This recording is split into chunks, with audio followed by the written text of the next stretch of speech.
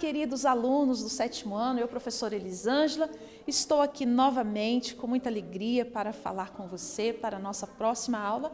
E hoje nós vamos falar sobre a folha, a flor, o fruto e a semente. E eu não estou sozinha, eu tenho a maravilhosa presença do professor Kelvin comigo. Olá, professor, seja bem-vindo, que bom estar aqui conosco, tá bem? Então, queridos alunos, quero convidá-lo a pegar o seu caderno de ciências aí para fazer as anotações e para a gente começar, vamos aos nossos objetivos. Reconhecer as principais características da folha e suas funções. Conhecer as principais regiões da flor e as suas funções. Entender a importância do fruto. Conhecer a estrutura morfológica da semente. Entender a diferença entre fruto e pseudofruto. Vem comigo. Vamos observar essa imagem aqui? Olha que imagem bonita. Sim. Você já observou alguma árvore assim? Será que está faltando alguma coisa nela? O que você acha? Falta ou não está faltando? E o que está faltando? Será que é importante? Eu quero que você pense aí um pouquinho sobre isso, observando essa imagem, e a gente já volta para falar sobre ela. Até daqui a pouco.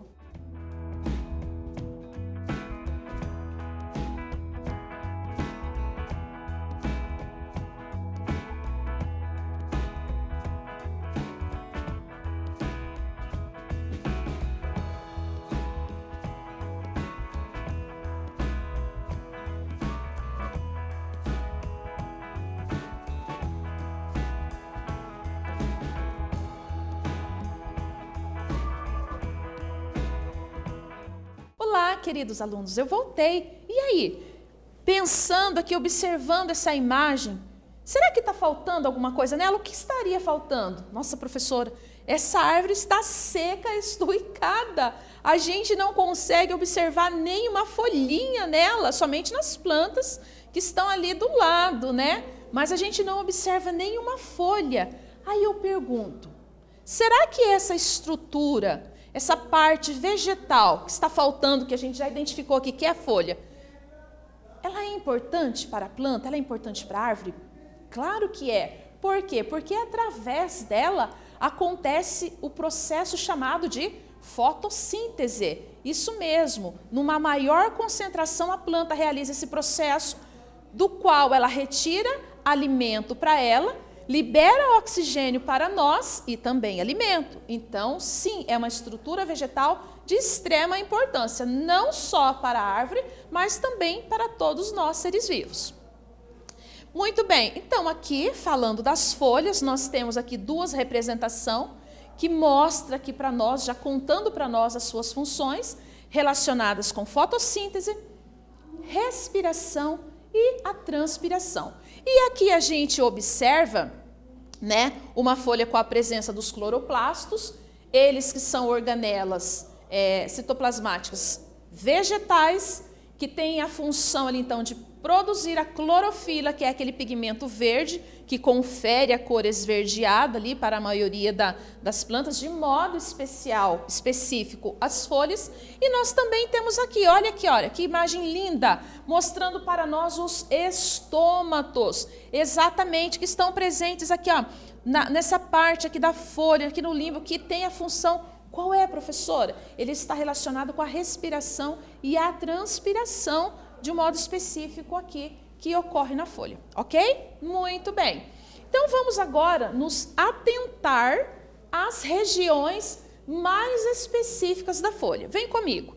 Então, a gente tem uma imagem muito bela que descreve exatamente para nós aqui a estrutura, algumas estruturas principais. Nós temos aqui o limbo, né, que é a região onde estão as nervuras e os estômatos. Então, a gente encontra aqui as nervuras, que tem a função ali também de encaminhar os nutrientes ali para toda a planta. Nós também temos no limbo os estômatos, que estão relacionados com a respiração, a transpiração, e nós temos aqui o pecíolo, né? É uma haste que dá sustentação. Olha aqui, ó. O pecíolo é uma haste que vai sustentar a folha. E nós temos a bainha, que é uma expansão da folha. E mais aqui acima, nós encontramos a estípula, que é uma pequena região que está fazendo o quê? Essa estípula, ela está protegendo o pecíolo, essa haste vegetal. Muito bem, minha gente. Eu quero apresentar para vocês aqui essa planta, não sei se você já a conhece, mas eu trago uma informação a respeito dela, algumas características curiosas. A monstera obliqua, né, chamada popularmente, conhecida popularmente como queijo suíço. Por que será esse nome, professora?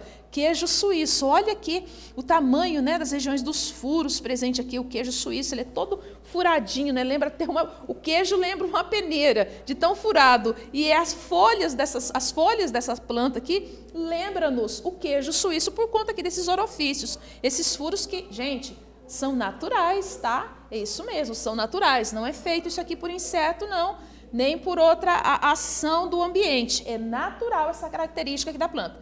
E também ela é conhecida como folha janela, por conta dessas regiões abertas aqui, esses furos que nós encontramos. Vou te contar uma coisa. Ela lembra queijo suíço, mas ela não deve ser consumida, porque ela é uma planta tóxica. Então, nós temos que evitar o contato direto quando tivermos a oportunidade de estar ali com ela, ok? Muito bem. Vamos fazer uma atividade agora? Veja só, após a aula de ciências, a Luciana iniciou um relatório que a professora pediu aos alunos. No entanto, na hora de falar sobre os estômatos e os cloroplastos, a Luciana ficou com dúvidas e se confundiu sobre a função destas estruturas vegetais. Aí eu pergunto para você, como que você falaria da função destes órgãos vegetais para ajudar a Luciana a se esclarecer melhor? Como você faria? Como você falaria? Então eu vou dar um tempinho para você anotar aí no teu caderno, pensar sobre, né, a descrição que você vai fazer para ajudar ela e a gente já volta. Até já!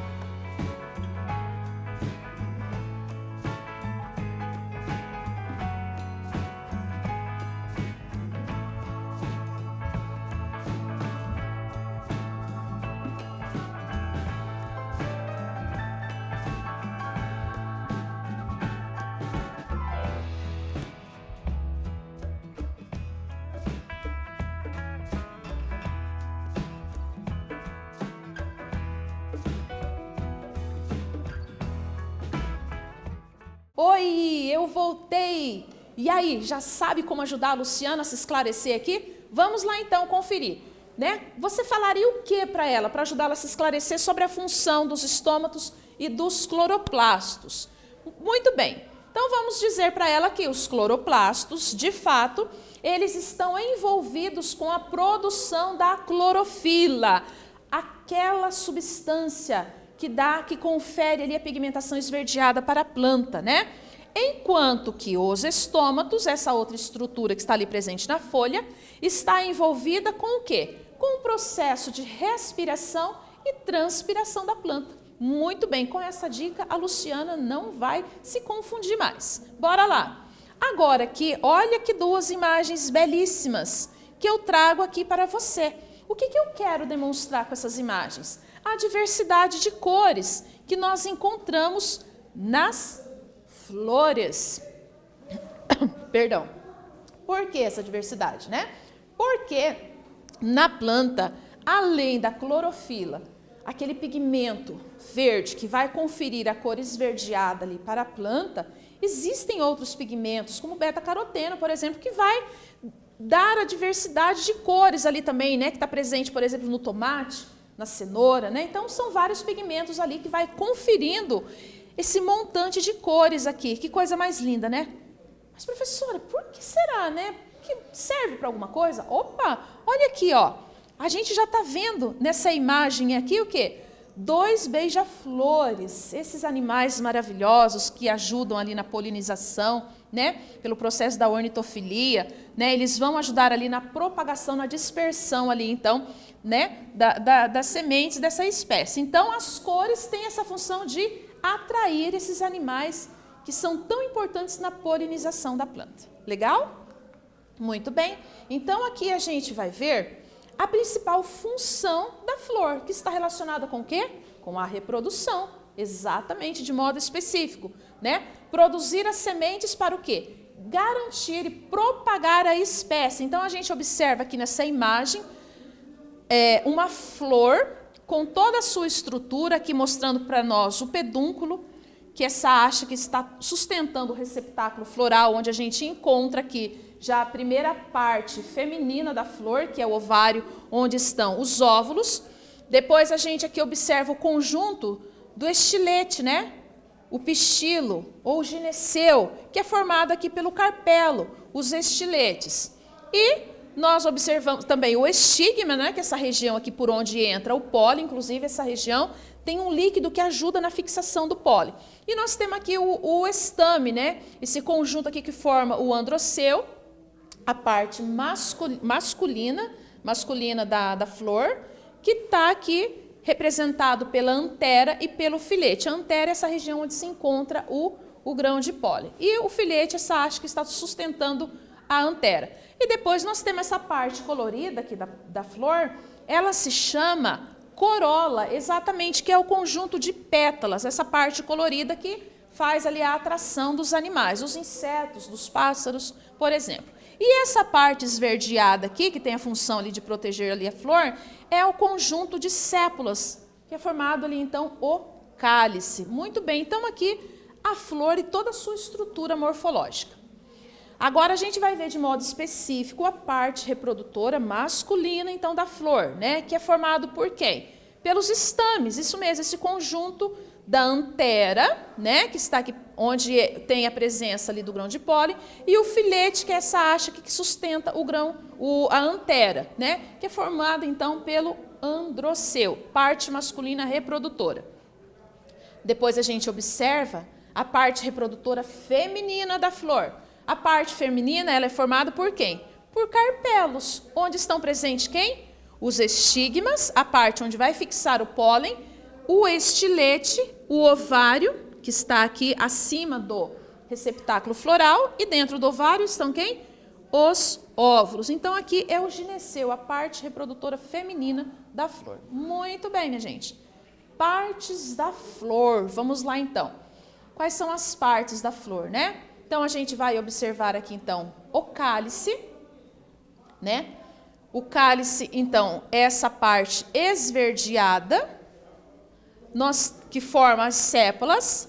a corola, que é a parte colorida, e ainda nós temos aqui, ó, o receptáculo floral, e nós temos o pedúnculo, essa haste que vai sustentar aqui o receptáculo. Muito bem. A proteção que o fruto oferece às sementes permite, portanto, que as angiospermas se tornem as plantas mais diversificadas e evoluídas. Então, veja bem aqui, ó. Falando então aqui de sementes, olha o que eu tenho aqui para você. Você gosta?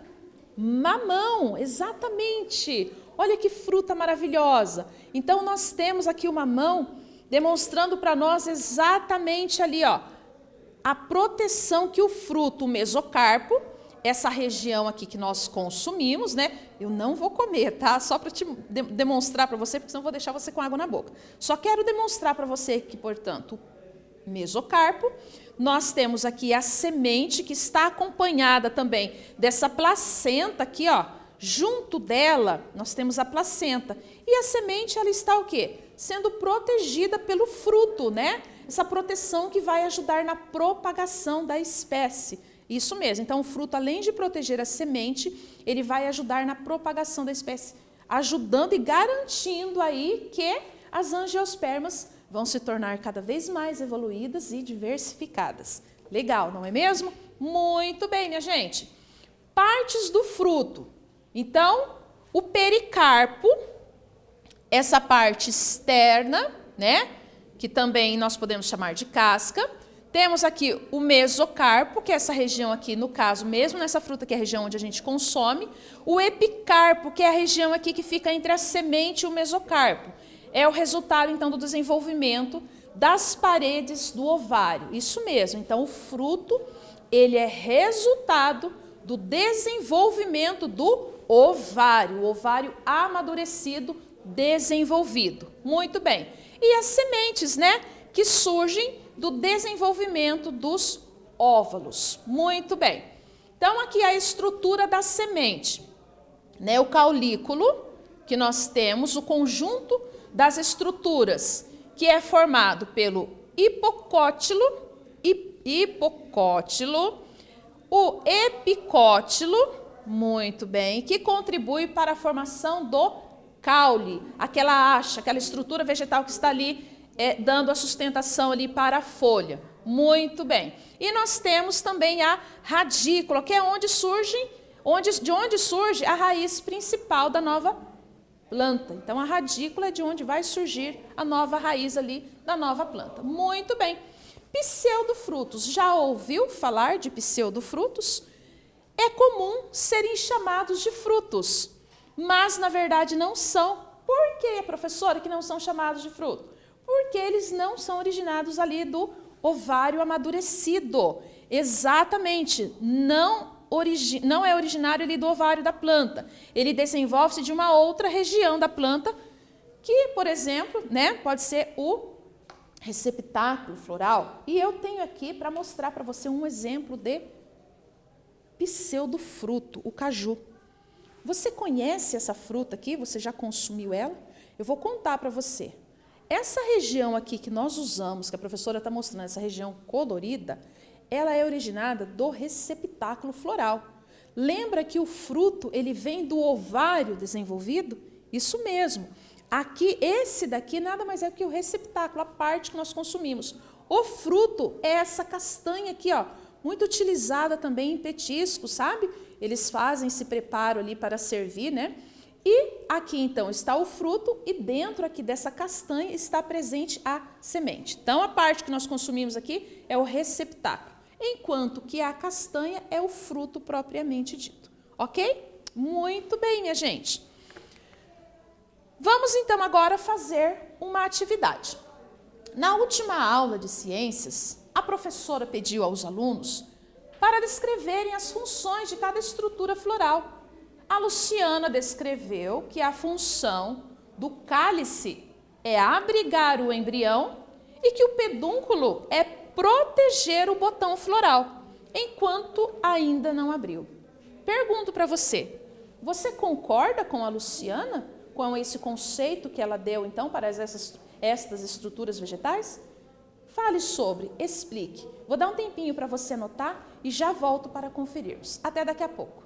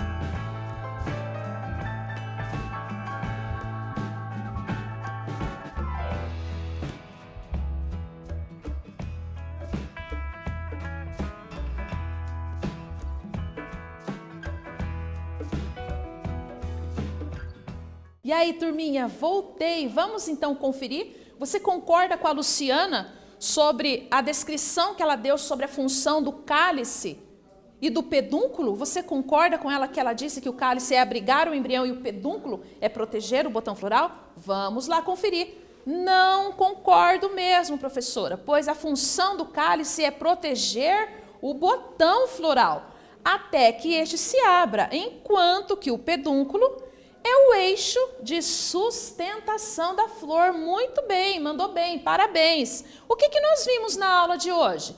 As principais características da folha e suas funções, as principais regiões da flor e suas funções, a importância do fruto, a estrutura morfológica da semente, a diferença entre fruto e pseudofruto. Eu espero que você tenha gostado da aula, que você tenha aprendido mais ainda do que você já conhecia e sabia, e eu já estou ansiosa para o nosso próximo encontro. Até lá!